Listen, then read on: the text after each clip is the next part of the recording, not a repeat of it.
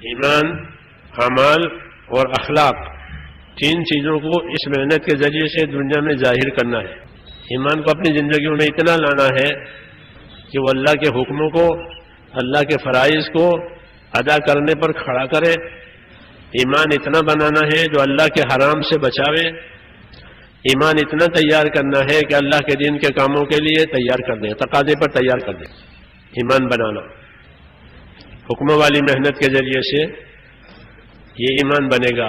اللہ کے حکموں کی محنت میں تکلیفیں اٹھائیں گے، قربانیاں دیں گے تو اللہ تعالیٰ اس ایمان کو اندر سے پانی دیں گے، پھر وہ حرام سے بچائے گا، فرضوں پر کھڑا کرے گا کہ یہ تو فرض ہے، اس کو نہیں چھوڑ سکتے، یہ حرام ہے، اس کے پاس نہیں جا سکتے، اور یہ دین کا تقاضا ہے کہ یہ نہیں چھوٹ سکتا۔ تو اپنے ایمان کو اتنی طاقت دینی ہے آخر تک، اور اپنے اعمال کہ اپنے اعمال کے اندر استقامت اور پابندی پیدا کرنی ہے کہ جس عمل کو شروع کیا بس وہ موت تک رہے گا۔ اس میں سب سے زیادہ عبادتوں کا اہتمام کرنا ہے کہ ہماری عبادتیں صحیح بھی ہو جاویں اور عبادتوں میں ہم پابند بھی ہو جاویں۔ دین عبادت کے راستے سے آتا ہے اور معاملات کے راستے سے نکل جاتا ہے۔ عبادتیں صحیح ہوتی ہے، کلمہ، نماز، تو دین آنا شروع ہو جائے گا، لوگ دیندار بنیں گے، نمازی بنیں گے، پھر دینداری آئے گی۔ تو آتا ہے عبادت کے راستے سے، اس لیے کلمہ نماز سے بات شروع کراتے ہیں۔ نکل جائے گا معاملات کے راستے سے کہ عبادتیں بنائی اور اپنے آپ کو حرام سے نہیں بچایا، لین دین حرام ہو گیا، کھانا کمانا حرام ہو گیا، کہ وہ عبادت کی جان نکل جائے گی۔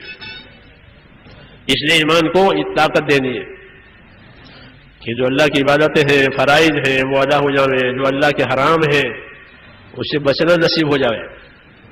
ہاں، حرام سے بچنے والا سب سے بڑا عبادت گزار ہے۔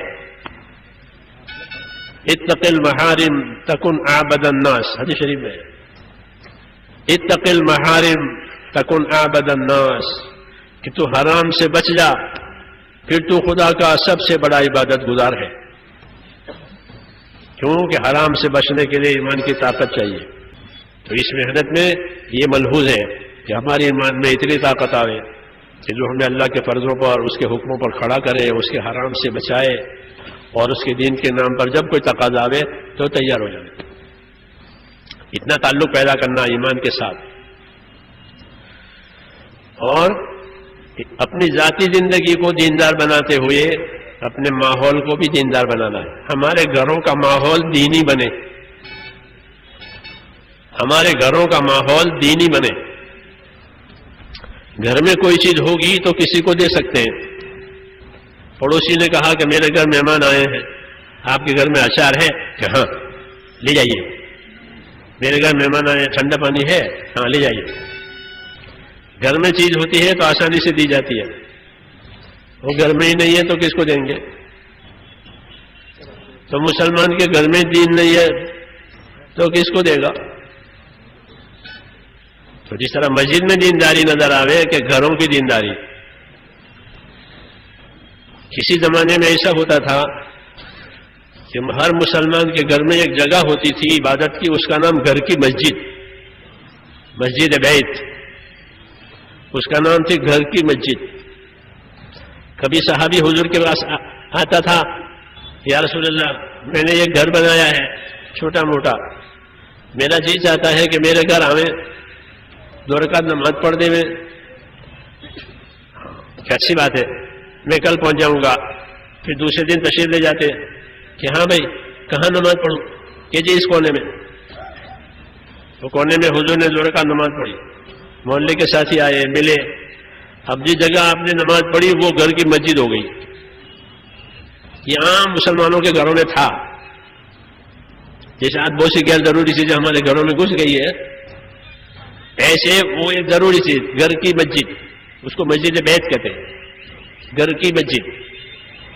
اس میں گھر کی عورتیں عبادت کرتی تھی، گھر کے مرد نوافل وغیرہ دوسری عبادتیں کرتے تھے، نماز باجماعت مرد تو مسجد میں پڑھتے تھے، یہ گھر کی مسجد ہو گئی۔ جب رمضان کا مہینہ آتا تو مرد اعتکاف کرتا تھا محلے کی مسجد میں، اور اس کی بیوی اعتکاف کرتی تھی گھر کی مسجد میں۔ ہمارے فقہا فقہ کی کتابوں میں لکھتے ہیں، تمام فقہ کی کتابوں میں لکھا ہوا ہے، یہ علماء بیٹھے ہوئے ہیں، وَالْمَرْأَةُ تَعْتَكِفُ فِي مَسْجِدِ بَيْتِهَا، یہ لکھا ہوا ہے کہ عورت اپنے گھر کی مسجد میں اعتکاف کیا کرے۔ کیوں کہ ہر مسلمان کے گھر میں چولہا ہے، مسجد بھی ہے، جیسا چولہا ہے ایسے گھر کی مسجد، تو یہ سب کے گھروں میں ہوتی تھی، اس لیے فقہاء نے عموم سے یہ لکھا کہ وَالْمَرْأَةُ تَعْتَكِفُ فِي مَسْجِدِ بَيْتِهَا، کہ عورت اپنے گھر کی مسجد میں رمضان کے آخری عشرے کا اعتکاف کرے۔ یہ سنت تھی، حضور صلی اللہ علیہ وسلم کی وفات کے بعد ازواج مطہرات گھر میں اعتکاف کرتی تھی رمضان کا اپنے گھروں میں۔ تو گھروں کا دین ہے یہ، گھروں کا دین، اسے اولاد جو ہے دیندار بنتی تھی، کیونکہ گھر میں دین ہے، گھر میں نماز ہے، گھر میں سلام کر کے آتے ہیں، سلام کر کے جاتے ہیں، سنت ہے گھر میں سلام کر کے داخل ہو، اپنے بیوی بچوں کو سلام کرو، تو تمہاری بیوی بچوں میں اور تمہاری محبت پیدا ہوگی سلام کی وجہ سے۔ سلام کا اثر ہے یہ کہ گھر میں سلام کر کے داخل ہو، سلام کر کے گھر میں سے نکلو، تو تمہارے درمیان میں اور تمہارے فقہاء یہ لکھتے ہیں کہ تمہارے درمیان میں، تمہاری بیوی بچوں کے درمیان محبت پیدا ہوگی۔ سلام کی سنت، کہ سلام کی سنت کا ثواب ملے گا، اور سلام کی سنت گھر میں ادا ہوئی ہے تو گھر میں برکت ہوگی، یہ گھروں کا دین۔ گھروں میں اپنے بچوں کو تعلیم دیتے تھے، قرآن کی حدیث کی تعلیم گھروں میں۔ حضور صلی اللہ علیہ وسلم کی بیویوں کا حکم تھا اپنے گھروں میں رہو، تو گھروں میں رہ کر کے جو حکم آتے تھے، جو وحی آتی تھی، وہ اس کو یاد کرتے تھے، یاد کرائی جاتی تھی، پوچھنے والوں کو مسائل کا جواب دیتی تھی۔ تو گھروں کا دین، ان کے گھروں میں دین ہے، وہ گھروں کا دین نکل گیا ہے۔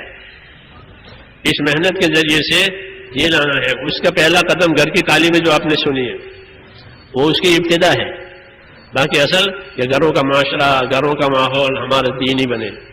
ہاں، جن گھروں میں اللہ کی عبادت ہوتی ہے، قرآن شریف کی تلاوت ہوتی ہے، اللہ کا ذکر ہوتا ہے، تو آسمان والے ان گھروں کو ایسے چمکدار دیکھتے ہیں جیسے زمین والے ستاروں کو چمکدار دیکھتے ہیں، اس کا نور ہے۔ نہیں تو گھروں کے اندر ظلمت آتی ہے، ہاں، پھر جھگڑے ہوتے ہیں، ہاں، پھر لڑائیاں ہوتی ہیں، کیونکہ اندر بے دینی آ گئی ہے۔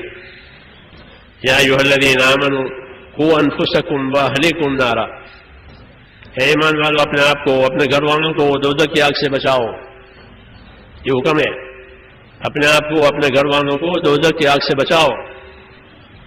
کہ دوزخ کی آگ سے کیسے بچائیں گے؟ حضرت علی آیت کی تفسیر کرتے ہیں، اے علمہم الدین، کہ ان کو دین سکھاؤ، گھر والوں کو دین سکھاؤ، خود بھی دین سیکھو، گھر والوں کو دین سکھاؤ۔ دین کی ضروری باتیں کہ اپنے گھر والوں کو سکھانا ضروری ہے۔ طہارت کے، پاکی کے مسائل کو دوسرا آدمی ہمارے گھر والے کو سکھانے نہیں آئے گا، آپ کو سکھانے پڑیں گے کہ پاکی کے یہ مسائل ہیں، حید نفاس کے یہ مسائل ہیں، غسل کے یہ مسائل ہیں، یہ بتانا پڑے گا، نہیں تو وہ بے خبر ہے۔ تو گھروں کی تعلیم اس کی بنیاد ہے۔